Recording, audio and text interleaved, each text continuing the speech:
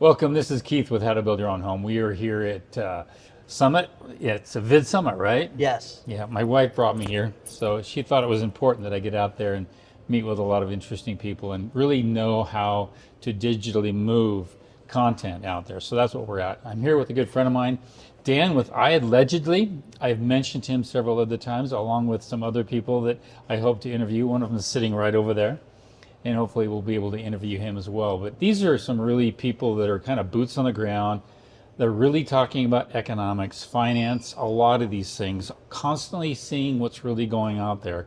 They're not pundits. They're really not paid to say what they want to say. They get to say what they want to say. And so it's a real good free-for-all. And so we're going to talk about Dan. Welcome, Dan, to... Thank you for being here and for having me here. And I'm honored that you asked me to do this. So I love your stuff, and I think it's great. Well, these are people out there that are looking to spend a lot of money on the building of their own home. And so they're really, really worried about inflation. In fact, it's interest rates and inflation. Sometimes it's inflation. What's it going to happen? And what's the interest rate going to be? What do you want to say about with regard to inflation? Well, it's completely out of control. And for people to sit there and say, oh, inflation's curbing, it's cutting out, it's slowing down, is absolutely not true. And especially in the building materials sector, we're seeing it through the roof right now. And building a home, building a room addition, building the ADUs that we talked about last night.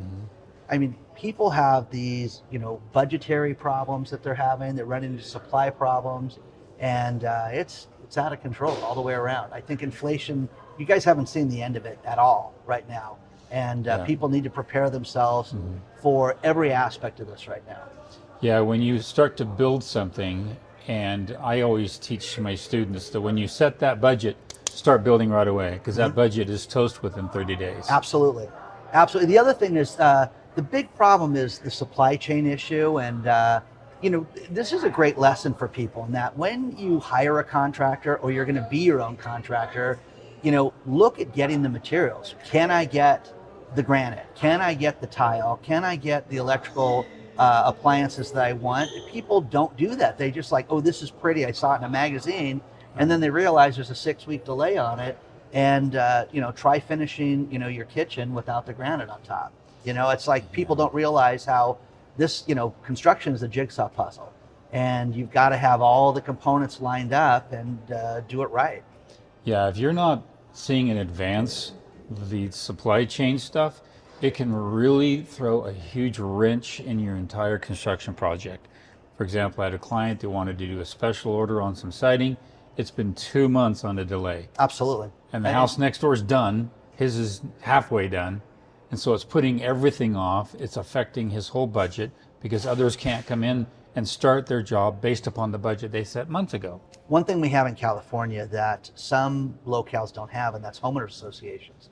And I just had a friend, she's getting a new roof put on her house, and here's the bids I'm getting, Dan, what do you recommend? And I suggested, hey, because you've got this 45-day window with the association, so from beginning of your roof to completion is 45 days. It sounds like a long time, but things happen, things come up, and you really want to have somebody that can understand those time frames, and if you're doing it yourself, what it's going to take to get the product delivered, to get it to completion as quick as possible.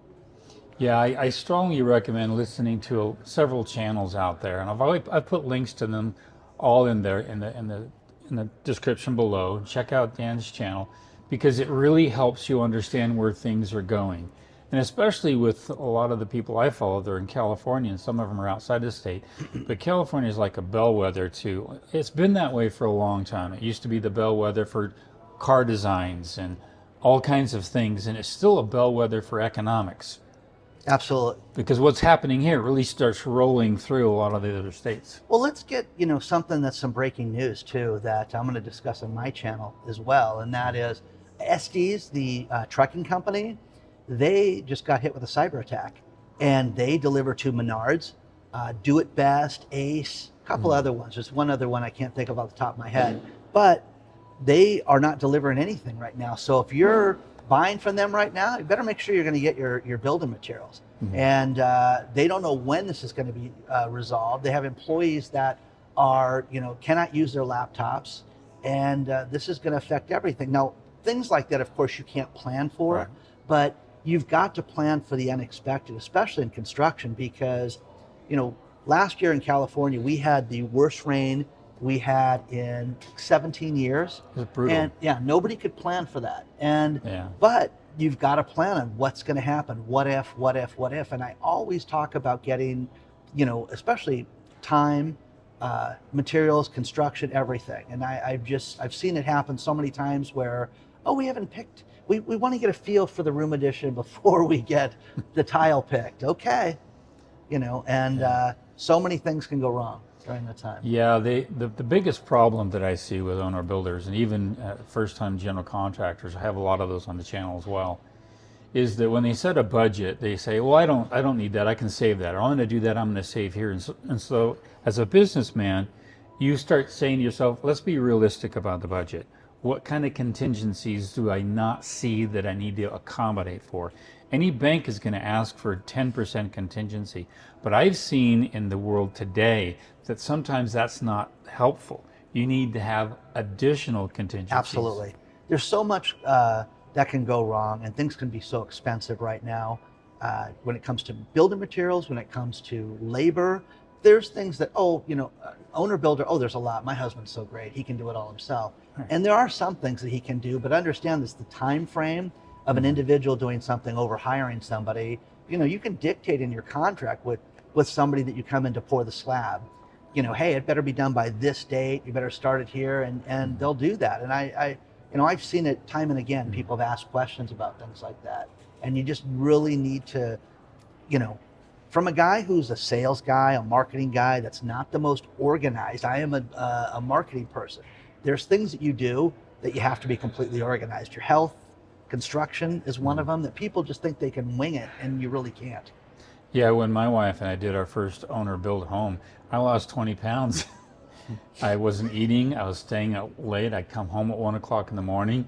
I was fit, but I wasn't healthy. And you have to, when you go into the build of a home, we're talking about taking on what could be anywhere from 20 to 40 to 60 hours a week in conjunction with what you're doing with your life. Yeah, you're going to save upwards of 60 or 85,000 or even 150,000, which is really a great second job. Well, let me ask you this one. How many times have you heard, well, when you ask people, hey, what do you think your time commitment's going to be on this? And they give you numbers like, maybe 10 hours a week, 15 hours a week.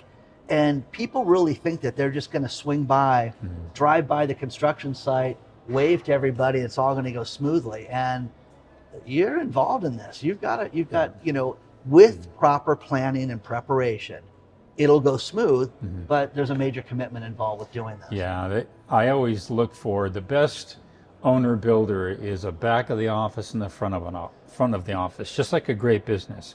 If you've got somebody running the paperwork and the invoicing and the budgeting and all the payment of all the subcontractors, and then somebody at the front of the office running the actual event of things, that's a real great combination. But if you're trying to do both yourself, you're going to have to factor in 40 to 60 hours a week. But if it's just two of you, you really can split and divide and conquer that. That could be between 15 and maybe 20 hours on a high end, and you're both doing 20 hours a week. And so it's not that bad. My wife and I have been a great partner with regard to that. We've been able to divide and conquer that. But don't try to do it alone unless you have a lot of management skills with running schedules and running people and that kind of stuff. One thing that's funny, you'd say that your wife is a real gem. And when I met her was at this event that we're at right now a year ago, and she was helping people with check-in. And then I had an event and she was like, hey, would you like help with this? And I'm like, oh my gosh, having somebody as organized as she is coming in and helping with the process of knowing how to deal with people, sign-ups and check in and the email lists and everything that she did seems like, it's simple stuff. No. People walking in, checking in. It was great. And I would have her do it in a second, but you need that those expertise. Details. It's so important because, a lot of guys, you've met this, a lot of contractors are very talented. They're artists in what they do, but they're not detail oriented. You They're know. like, and it's funny. I relate it to musicians. They're really like musicians, where the guy's the greatest guitar player in the world, but shouldn't be booking his own gigs. He should have somebody else do that for him, because he shouldn't be the businessman on the side. He should just be Right. show up and play. I have a plumber who's just phenomenal on the job site, but his wife does all the back end. So I never call him. I call her because she schedules him. Absolutely. And that's the team you want. If you have that kind of a team on board for an owner-builder situation, great. Let's talk about interest rates. What do you see happening in the next 6 months? Because this is a big issue with owner-builders. Okay, let's just ask this question. What is on the horizon that makes anybody believe that interest rates are going to go down anytime soon? They may hold steady, but what is going to make them go down? Do you really think that they're going to start dropping interest rates? I don't believe that. I am one that believes that the next Fed meeting that we're going to see interest rates go up. The economy is off right now, and there's a lot to it right now that points to interest rates still going up right now. And the experts, I've talked to people at banks, people that are in finance globally, they say basically they think a year from now we'll see interest rates start to go down.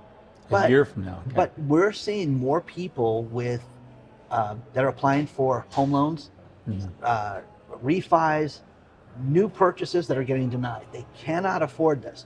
Loan to value is so critical right now. You've got to have your budget in order. You've got to have everything in order just to afford what you're going to try to get. Because, think about it. At the beginning of 2022, 2 years ago, we had interest rates that were in the 3s, and now they're in the 7s. And I have people that write my channel all the time that have sent me deal sheets from the mortgage companies that are well above 8% because they're self-employed, or the husband's the plumber and she works at the bank, and they cannot get great loans. And people think that, interest rates are down, they're going to go down. I just don't believe it right now. Well, they're asking right now around 60%, 65% loan to value on new construction right now. Wow. And it used to be 20% as an equity holder that you'd have, and they'd give you 80% loan to value. So they're making that harder and harder. You know what's funny is, and I was thinking about this after we talked last night, you guys live in it's a heavy retirement community. It's a destination zip code. And what I mean by that is, that's where I build right now. Yeah, a lot of people that are financially secure right now, hey, let's sell the house, let's cash out, and they move where you live, but it's not cheap. It's not, it's cheap incredibly where I live expensive. right now. It's incredibly expensive. All you people from California moved where I'm at. Right, they are. And California to Utah, the thing though that's interesting about that is you're getting the people that are moving there are buying properties, and they're just not cheap right now. And they're putting substantial amounts down. And you're seeing people that can afford to move in certain ways, but the myth, the Barbara Corcoran myth of, hey, buy property and you're just going to refinance it anytime soon. Some of these people will have properties that will go down in value, but if a guy puts 35 and 40% down, on a property, he's not concerned about that. He's got serious cash with him. Well, building a home is a lot like a business, starting a business. If you're starting a business, and down the road you're going to have to take either an investment or an investor or some capital, okay? But you want to have the strongest hand all the way through the process you possibly can. And so building a home is the same way. So when I teach homeowners is see if you can secure the land first, get that paid off. That may take a year, 2 or 3. And then you can go off and design the home to fit that land, not just go find a house and then struggle to go find a piece of land that fits that house. But you design the house second, you pay that off, get your geotech, get your structural engineering, and then start chipping away at some of the fees. Like right now I've got an hour and a half, I've got a meeting with a fire department up where I'm building in a home, and their fire fee is $4,800. I go, okay, we're gonna pay that too. Okay. So I'm building all this equity before I go to the bank. Let's stop right there. What is a fire fee? Explain what a fire fee is to people out there, because people are like, well, we don't have that where we are, and you'd be surprised. People have things like fire fees. What is a fire fee? In every jurisdiction you are in, there's different issues, and I'm building in a high BLM forest area. In fact, the parcel I'm building at is literally surrounded by the BLM. And so they have to have Bureau of Land Management. But go yeah, ahead. Bureau of Land Management. So I have to actually have fire amelioration. They have to keep the chat grass down and things trimmed and all that. That's a huge cost. And I have an annual fee of $150 after that's paid off to maintain that. So you don't know what these fees are until you go to the county, you go to the city, and they say to yourself, well, we need a receipt showing you paid this. Well, I didn't know how to pay that. You find out that stuff when you start through the process. Well, here's the other thing, is that right now with the problem with insurance right now, you are seeing insurance companies that are not writing policies. You're also seeing insurance companies that are changing the designation of what your home is. Now, one thing that I've been doing is I have dream streets that I want to live on. I want to live in this community, on this street. Oh, a house is for sale. Let me go look at it.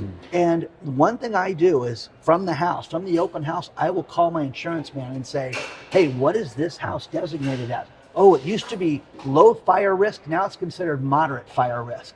Why? Now moderate fire risk, which maybe they have a slope in their backyard and its grass area is now considered high fire. And he said, there was 2 weeks ago, there were 2 houses, and one of them, my insurance man said, I cannot write that policy for you. And I told the seller, I was like, hey, you guys, people need to understand this, because people go out, whether they buy a home or build something, what's the insurance going to cost? What's it going to look like? You need to find that out before you even start to build. Absolutely. And again, the organization. Right. And no one ever lost out by being prepared. No one ever lost out by planning. Okay, and people have made tremendous mistakes by rushing into things. And one thing, before I did my YouTube channel, I helped people raise money in the medical space, biotech, medical device, and every startup comes in with one thought: oh, we need to raise money. We need money, money, money, money, money. Wait a second, you guys already have the product developed. Maybe you need a sales force. Maybe you need regulatory approval through the FDA. Maybe you need different things. And people need to understand that there's a whole process to this, and they need to plan better. And if they plan better, it's going to save them more money down the road. They can spend time to really find out the cost, what the real costs are of everything. You can be super, super aware of things. You don't want to go out building a home just saying, well, I'll just deal with that. I'll deal with that. And I can do that myself. I don't need to put that in the budget. Preparation. It's not smart. Take your time. Again, follow these guys. I'm going to have several of these posts I'm putting out. We could do an hour on this. We could do an hour on this. People I highly respect. I'm excited to meet and give a couple more posts on this. But again, study the situation with interest rates, study inflation, know what's really going on with the economy. And this really requires a lot of geopolitics and understanding with what's really going on in the world. You don't want to be stuck in a wave. If you're out there in the ocean, crap, that sucker hit me. I didn't mean for that to happen. Well, you can see it coming. If you can see those waves coming in, those cycles, I'm going to dive below this one, and you dive below it and you don't get hit. One thing with my channel, I Allegedly, one thing that I've seen from everybody that's written me is people that were very successful, that never planned on losing their jobs, lost their jobs.